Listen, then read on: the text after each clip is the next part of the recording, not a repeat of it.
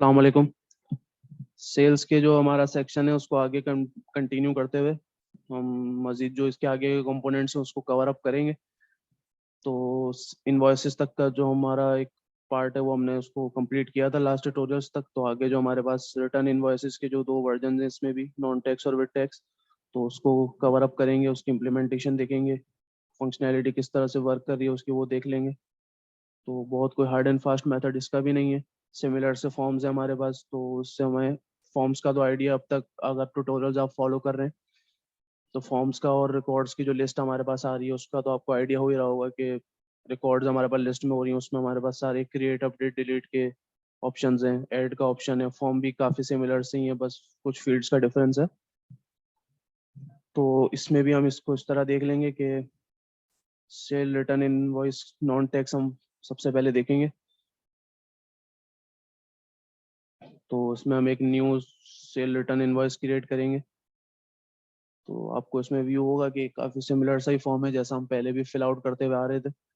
ठीक है, फील्ड्स का डिफरेंस है ऑब्वियसली वो तो सबसे पहले हम यहाँ पे कस्टमर सेलेक्ट करेंगे।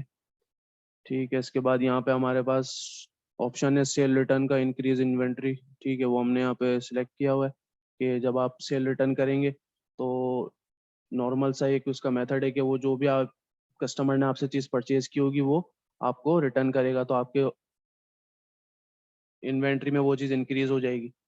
ठीक है, तो ये इसका मेथड है। आपके पास इन्वेंट्री में इंक्रीज हो गई, आपने उसकी पेमेंट कस्टमर को वापस रिटर्न कर दी, तो ये एक इसका कॉन्सेप्ट है सेल रिटर्न इनवॉइस का। उसकी आप इनवॉइस जनरेट करके कस्टमर को पे करे प्रोवाइड कर देंगे कि उसके पास भी रिकॉर्ड है, आपके पास भी है कि इन्वेंट्री में ये चीज़ वापस ऐड हुई थी और इसके अगेंस्ट आपने वापस पेमेंट रिलीज करके कस्टमर को पेमेंट क्लियर की थी।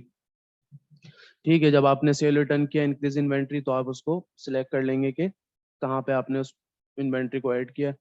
कैश और क्रेडिट का वही जिस तरीके से हम पहले भी देख चुके हैं कि क्रेडिट अगर आप उस पेमेंट को क्रेडिट के टर्म्स में एक्सेप्ट कर रहे हैं तो आप क्रेडिट के टर्म्स बताएंगे कि आप कितने टाइम पीरियड में उसको रिसीव कर रहे हैं, पेमेंट कब करनी है। और कैश तो full cash in hand time पे हो जाएगा वो। ठीक है इसके बाद आपके पास नीचे जो टेबल आ रहा है सेल रिटर्न का, इसमें आप अपने प्रोडक्ट्स ऐड करेंगे जो रिटर्न आपके पास आए हैं, जितनी क्वांटिटी में आए वो आपने ऐड किया।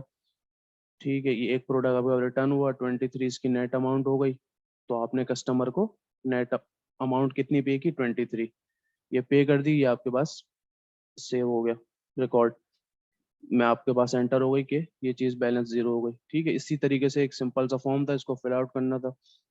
एडिशनल इन्फॉर्मेशन में एक चीज़ हमारे पास है सेल इनवॉइस नंबर। यहाँ पे आप जिस सेल इनवॉइस नंबर जब आपने सेल की थी जेन्युइन जब इसकी सेल इनवॉइस बनी थी जिसमें आपने मल्टीपल प्रोडक्ट्स या यही प्रोडक्ट बेचा था, सेल आउट किया था, तो वो आपके पास उसका इनवॉइस नंबर आप यहाँ रेफर कर सकते हैं कि जिस इनवॉइस नंबर के अगेंस्ट आप सेल रिटर्न कर रहे हैं। तो यहाँ पे आप उस इनवॉइस नंबर का लिख देंगे कि आपने इसकी इस इनवॉइस नंबर के अगेंस्ट आपने सेल की थी और जब आपके पास रिटर्न आई तो आपने उसका यहाँ पे रेफर कर दिया कि इस सेल इनवॉइस के अगेंस्ट आपके पास जो आपका प्रोडक्ट है वो रिटर्न हुआ था। ठीक है, तो ये आपने चीज़ें फिल आउट करने के बाद इसको यहाँ आप सेव कर दें। तो ये हमारे पास इनवॉइस सक्सेसफुली सेव हो गई, ये आपके पास रिकॉर्ड आ रहा है, रिटर्न डेट आ गई। इसके बाद आपके पास जो है कस्टमर का नाम आ रहा है, अमाउंट आ रही है, तो ये सारी चीज़ें आपके पास मेंशन हो गई। ठीक है, नेक्स्ट जो हमारा इसमें था वो सेल रिटर्न इनवॉइस टैक्स है। तो ये भी हम इसी में कवर अप करेंगे क्योंकि काफ़ी सिमिलर सी चीज़ है। ठीक है, हमारे पास रिकॉर्ड बना हुआ है, एडिट डिलीट का है, प्रिंट व्यू अभी हम देख लेंगे दोनों का एक साथ। तो हमने न्यू ऐड किया एक, तो यहाँ पे हमारे पास उसी तरीके का एक फॉर्म है। डिफरेंस है, आपको इसका आइडिया हो रहा होगा कि टैक्स वाला जो हमारा सेक्शन है सेल टैक्स का और inclusive of tax exclusive of tax, इसका हमारे पास डिफरेंस है। ठीक है, तो कंटिन्यू करते हुए इसको हम वही कस्टमर सेलेक्ट करेंगे, इन्वेंट्री लोकेशन हमने सेलेक्ट की, पेमेंट टर्म हमने ऑप्शन सेलेक्ट किया कि किस टाइप पे हम पेमेंट रिसीव कर रहे हैं। तो फिलहाल हम कैश ही कंटिन्यू कर रहे हैं। ठीक है, इसके बाद हमने यहाँ पे अपने प्रोडक्ट ऐड कर लिए जो हमारे पास रिटर्न आए थे। ये दो प्रोडक्ट हमारे पास रिटर्न आए थे, रेट हमारे पास कैलकुलेट हो गया। ठीक है, इसका टैक्स लग के इसकी टोटल अमाउंट हमारे पास ये कैलकुलेट हो गई। एक्सक्लूसिव ऑफ टैक्स जो हमारे पास अमाउंट थी वो 6000 आ रही है, इसका सेल टैक्स हमारा कैलकुलेट हो गया और उसके बाद ये हमारी वैल्यू लग गई टैक्स से इंक्लूड करते हुए। तो आपके पास ये नेट टोटल बन गया। अब आपको ये कस्टमर को पे आउट करनी है, आपने इन्वेंट्री में इस चीज को ऐड कर लिया है, ठीक है। तो आप अपने कस्टमर को ये अमाउंट रिटर्न कर देंगे, आपका बैलेंस भी इक्वल हो गया, ठीक है। इसी तरीके से हम यहाँ एडिशनल इन्फॉर्मेशन में आएंगे। जैसे हमने प्रीवियस देखा कि हमें सेल इनवॉइस नंबर हम यहाँ पे रेफर कर सकते हैं कि जब इसकी सेल हुई थी तो वो उसका इनवॉइस नंबर क्या था, तो आपने वो यहाँ पे ऐड कर दिया, ठीक है। और उसको उसके साथ रेफर कर दिया कि उसका ओरिजिनल इनवॉइस नंबर ये था और फिलहाल ये रिटर्न हुई है, तो हमने कस्टमर और उसको अटैच कर दिया। इसके बाद इसको यहाँ पे हमने सेव कर दिया, तो ये हमारे पास रिकॉर्ड सेव हो गया, ठीक है। एंट्री में हमारे पास लिस्ट डाउन हो गया होगा।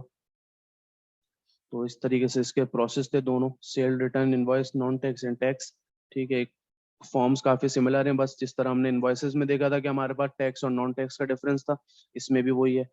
और एक जो इसमें हमारे पास कॉन्सेप्ट समझने वाली चीज ये है कि इसका आइडिया क्या है कि हमारे पास जब इन्वेंट्री रिटर्न हो गई किसी भी कस्टमर के थ्रू, तो हमने वो अपने इन्वेंट्री में ऐड कर ली और उसको कस्टमर को वापस उसका पेमेंट जो थी वो रिटर्न बैक कर दी, ठीक है। इसका हम प्रिंट व्यू देख लेते हैं। हमारे पास इसमें भी मल्टीपल ऑप्शंस आ रही हैं फॉर प्रिंट। जो हमारे पास नॉर्मल प्रिंट है, पीओएस साइज का है। वाउचर जो हमारे पास 3 सेक्शंस में आता है, मल्टीपल कॉपीज होती हैं उसमें। तो हम सबसे पहले यही फुल व्यू देख लेते हैं हमारा जो, ठीक है। ये हमारी कंपनी डिटेल आ गई सारी, टॉप पे डेट आ गई, इनवॉइस नंबर भी हमारे पास आ गया, ठीक है। अच्छा, इसके बाद हमारे पास ये कस्टमर की सारी डिटेल आ गई, ठीक है। इसमें जो हमने रेफर के लिए सेल इनवॉइस नंबर रेफर किया था वो भी हमारे पास यहाँ पे मेंशन हो गया, ठीक है। ये हमारा जो है सेल रिटर्न इनवॉइस नंबर होगा, ठीक है, जो टॉप पे हमारे पास आ रहा है। यहाँ पे जो हमने रेफर के लिए दिया था सेल इनवॉइस नंबर, जब सेल इनवॉइस हमने जनरेट की होगी इस प्रोडक्ट को जब एक्चुअली सेल किया था उस वक्त की, ठीक है। ये कस्टमर डिटेल आ गई, एड्रेस और ये सब। नीचे हमारे पास ये प्रोडक्ट डिटेल आ गई, जिसमें हमारे पास कस्टमर कोड और नाम आ गया प्रोडक्ट का। इसके बाद ये हमारी क्वांटिटी जो हमारे पास रिटर्न हुई इसका एक्चुअल रेट आ गया, ठीक है। डिस्काउंट हमने यूज़ नहीं किया था। इसके बाद ये हमारी वैल्यू एक्सक्लूसिव ऑफ टैक्स आ गई। इसके बाद ये टैक्स कैलकुलेट हुआ अराउंड 17%, और ये हमारी वैल्यू आ गई टैक्स इंक्लूड करके टोटल, ठीक है। ये हमारे पास टोटल मेंशन हो गई। तो ये इस तरीके से इसका प्रिंट व्यू है। तो ये दोनों हमारे कॉन्सेप्ट से सेल रिटर्न का, इनवॉइस का, टैक्स और विद टैक्स दोनों वर्जन्स के साथ। तो ये इसकी कंप्लीट हमने फंक्शनैलिटी और इम्प्लीमेंटेशन इसमें करके देखी है इस ट्यूटोरियल्स को। Thank you.